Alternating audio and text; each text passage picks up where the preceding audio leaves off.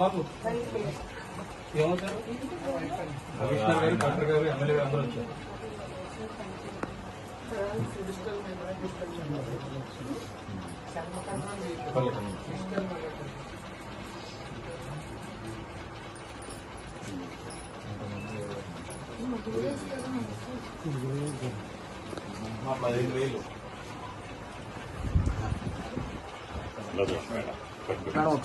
కొంచెం వెనక్కి పెట్టాను.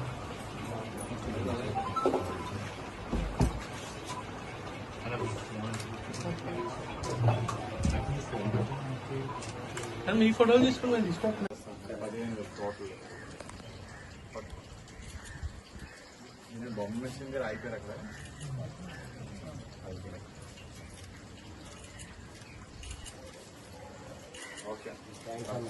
అందరికీ నమస్కారం.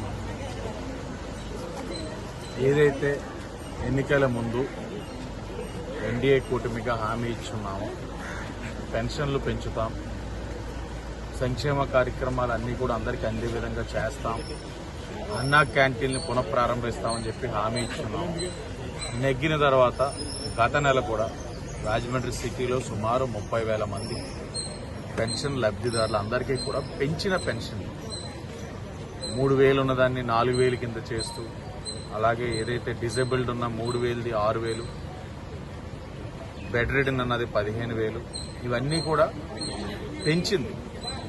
వారి మాదిరిగా వైసీపీ పార్టీ వారి మాదిరిగా హామీ ఇచ్చి 1,000 రూపాయలు పెంచుతానని సంవత్సరానికి 250 రూపాయలు పెంచుకుంటూ చేసే కార్యక్రమం కాదు. ఒక్కసారిగా పెంచి ప్రతి ఒక్క పెన్షన్దారుడు కూడా డబ్బుని ఇంటికే చేరువేసే కార్యక్రమం ఎన్డీఏ కూటమిగా చేస్తా ఉన్నాం.